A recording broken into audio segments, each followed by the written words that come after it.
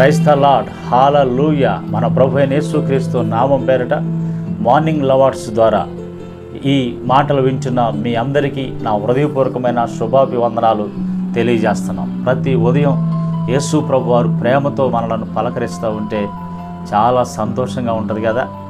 ఆయన ప్రేమ గల మాటలు వింటుంటే ఎంతో ఆనందం వేస్తుంది కదా. భక్తుడైన దావీదంట ఆయన శుభ సమాచారం కోసం ఉదయాన్నే ఎదురు చూస్తాడంట, ప్రార్థన సిద్ధం చేసుకొని కాచుకొని చూస్తాడంట దేవుని కోసం, దేవుని మాట కోసం, ఆయన జవాబు కోసం. హల్లెలూయా. నా ప్రియ దేవుని బిడ్డలారా, ఇలాంటి ఆత్మీయ అనుభవం ప్రభుతో మనకు ఉండాలి. అందుకే ప్రతిరోజు దేవుడు మనతో మాట్లాడుతూ ఉన్నాడు. ఈరోజు ప్రభు మనతో మాట్లాడుతున్నాడు. కీర్తన గ్రంథం 41వ అధ్యాయం 3వ వచనం, రోగశయ్యం మీద యెహోవా వానిని ఆదరించును, రోగము కలుగుగా నీవే వానిని స్వస్థపరిచెదవు. రోగశయ్యం మీద ఉన్నప్పుడు దేవుడు వారిని ఆదరిస్తున్నాడంట. రోగం కలిగినప్పుడు దేవుడే స్వస్థపరుస్తున్నాడు. అనారోగ్యంతో ఉన్నప్పుడు ఆదరిస్తున్నాడు, స్వస్థపరుస్తున్నాడు. మనం కూడా మనకు తెలిసిన వాళ్ళు, బంధువులు, స్నేహితులు ఎవరైనా అనారోగ్యంగా ఉంటే పలకరించి చూద్దాం, కాస్త ఏదన్నా 4 పళ్ళు కాయలు ఇచ్చొద్దాం, ఏదైనా డబ్బులు అవసరమైతే ఇచ్చొద్దాం అని అనుకుంటాం కదా. ఈ మనసు ఎక్కడి నుంచి వచ్చింది? దేవుని మనసు ఇది. ఎందుకంటే అనారోగ్యంగా ఉన్నప్పుడు, రోగం కలిగినప్పుడు, బలహీనతలో ఉన్నప్పుడు, బాధలో ఉన్నప్పుడు ఆదరించే దేవుడు, స్వస్థపరిచే దేవుడు. మీ కుటుంబంలో ఏమంటే ఆరోగ్యం కోసం, స్వస్థత కోసం ప్రార్థన చేస్తున్నారా? కుటుంబాల్లో ఎవరైనా బలహీనంగా ఉంటే ప్రార్థన చేస్తూ స్వస్థత కోసం ఎదురు చూస్తూ ఉన్నారా?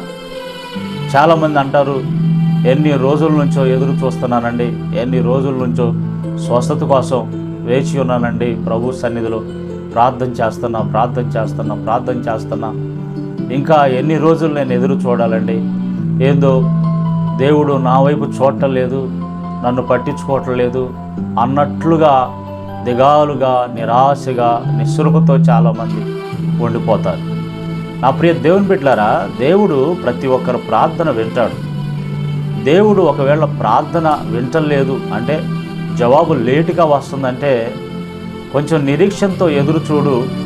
నీ విశ్వాసాన్ని బలపరచడానికి దేవుడేమన్నా ఆలస్యం చేస్తున్నాడేమో. రెండోది, ఒకవేళ యెషయా గ్రంథం 59వ అధ్యాయం ప్రకారం మీ దోషాలు దేవునికి మనకి అడ్డుగా ఏమన్నా వస్తున్నాయేమో. అడ్డు గోడ ఉంటుంది కదా, గోడ అటు ఇటు ప్రహరీ గోడ పెట్టుకుంటారు, ఆ ఇంటికి అడ్డుగా. అట్లానే మనం చేసే ప్రార్థన దేవుని దగ్గరికి వెళ్లకుండా ఈ గోడ అడ్డుగా ఉందేమో. దేవుడు అంటున్నాడు, రక్షింపనేరకుండానట్లు యెహోవా హస్తం కొరచగాలేదు, విననేరకుండానట్లు ఆయన చెవులు మందం కాలేదు. మీ దోషాలు నాకు అడ్డుగా వస్తున్నాయి, మీ పాపాలు గోడలాగా అడ్డుగా వస్తున్నాయి అని అంటారు. కాబట్టి ఒకవేళ నీకు ఇంకా స్వస్థత రావట్లేదు, నీవు ఒకవేళ ఏదైనా దోషంతో, ఏదైనా పాపంతో ఇంట్లో మరి అడ్డుగా ఉండి దేవుని దగ్గరికి చేరలేకపోతుందేమో మన ప్రాబ్లం. యెషయా గ్రంథం 1వ అధ్యాయం 15వ వచనంలో, మీరు ప్రార్థన చేస్తే మీ ప్రార్థన వినను, ఎందుకంటే మీ చేతులు రక్తంతో తడిచిపోయి ఉన్నాయి. అంటే చేతులు రక్తంతో తడిచిపోయి పాపంతో ఉండిపోయి, అందుకని మీ ప్రార్థన నేను వినను అని చెప్పేసాను అంటాడు.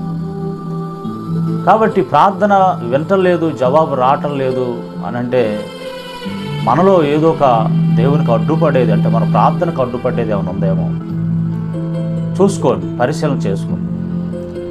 మా ఇంటి దగ్గర వాటర్ పైపులు ఉన్నాయి. వాటర్ పైపులు మనం వాడతాం కదా, వేస్టేజీ వాటర్ కాలువలోకి వెళ్ళటానికి. ఆ పైపుల్లో మేము వాటర్ వాడుతుంటే అవి బయటికి పోటలు, ఆ నీళ్లు పోకుండా అట్లానే స్టాక్ అయిపోతున్నాయి. అప్పుడు ఏం చేసామంటే ప్లంబింగ్ మేస్త్రిని తీసుకొచ్చి ఆ భూమిలో ఉన్నటువంటి పైపులు మట్టి అంతా తీసి ఆ పైపులన్నీ తీస్తే చాలా ఇసుక, గులకరాళ్ళు, బురద, మట్టి బాగా పైపు మొత్తం పేరకపోయి ఉంటాయి. అప్పుడు ఏం చేశారంటే దాని అంతా కూడా లాగి బయటపడేసి వాటర్తో కొట్టి, ఇంకా ఏమైనా అడ్డుందేమోనని ఓ పెద్ద కర్ర పైపుకి ఆదరి నెడుతూ వాటర్ పెడుతూ శుభ్రంగా క్లీన్ చేసి మళ్ళీ అక్కడ ఉన్న పైపులు అక్కడ పెట్టి మరలా మట్టేసి వాడితే ఇప్పుడు క్లియర్గా చక్కగా వెళ్ళిపోతూ ఉంది. ఏదైనా అడ్డుంటే అది పావు ఆగిపోతాయి. అప్పుడే ఈరోజు నా ప్రియ దేవుని బిడ్డలారా, ఏదైనా దేవునికి నీకు మధ్య ఏదైనా అడ్డుగా ఉంటే దాన్ని తొలగించుకో, తీసేసుకో. యేసు ప్రభువారు రక్తం మనల్ని పరిశుద్ధపరుస్తుంది, శుద్ధి చేస్తుంది. ఇజ్రాయేల్ ప్రజలు ఎర్ర సముద్రాన్ని దాటి వచ్చారు అంటే ఇక ఆ ఐగుప్తుల్ని ఇక జ్ఞాపకం చేసుకోగాకుండా అన్నాడు. అంటే ఐగుప్తు అంటే పాపం, శాపం, దరిద్రత, కీడు, ఇక మీరు దాటి వచ్చారు కాబట్టి ఇక దాన్ని జ్ఞాపకం చేసుకొని అంటాడు. కాబట్టి అడ్డేదన్ని ఉంటే దాన్ని తొలగించుకోండి. దాన్ని ఇక దేవుడు జ్ఞాపకంలోకి రాకుండా తోచి పూర్తిగా తుడిచివేసి పరిపూర్ణమైన స్వస్థత ఇస్తాడు. పక్షవాయు రోగంతో 4 వ్యక్తులు మంచం మీద పండుకున్న ఒక వ్యక్తిని యేసు ప్రభు ఉన్న ఇంట్లో పైకప్పు తీసి ఆ సందులో నుంచి తాళ్లతో అతని కిందకి దించి యేసు ప్రభు అతని వైపు చూసి, వారి పైనుంచి తాళ్లతో దించిన వారి వైపు చూసి, వారి విశ్వాసాన్ని చూసి, కుమారుడా, నీ పాపములు క్షమించబడి ఉన్నవి, నీ పరుపెత్తుకొని నడవమని చెప్తాడు. అంటే ఇతను పాపంతో ఉన్నాడేమో, పాపాన్ని బట్టి వచ్చిన రోగమేమో, అందుకని యేసు ప్రభు నీ పాపాలు క్షమించబడ్డాయి, లేచి నీ పరుపెత్తుకున్నాడు అన్నాడు. కొన్నిసార్లు మనం చేసిన దోషాలు మనకు రోగాలుగా మిగిలిపోతాయి, పాపాలుగా మిగిలిపోతాయి. అందుకే నా ప్రియ దేవుని బిడ్డలారా, ఈరోజు స్వస్థత కోసం ఎదురు చూస్తున్నావా? రోగశయ్యం మీద యెహోవా వారిని ఆదరించును, రోగం కలగగా దేవుడు వారిని స్వస్థపరుస్తాడను. ఈరోజు దేవుడు స్వస్థత కోసం ఎదురు చూస్తున్న నీవు ఏదైనా అడ్డుంటే తొలగించుకొని, ప్రభువా నన్ను స్వస్థపరుచాయా, ఆ పక్షవాయు రోగం గలవానితో చెప్పినట్లు నాతో చెప్పాయా, నీవే స్వస్థపరుస్తానని వాగ్దానం చేశావుగా ప్రభు అని ప్రార్థన చేద్దాం. సర్వకృప అనేది యేసు ప్రభువా, నీ మాటలను బట్టి స్తోత్రాలు. రోగం శయ్యం మీద ఉన్నప్పుడు ఆదరిస్తానని, రోగం కలగగా స్వస్థపరుస్తానని చెప్పాను.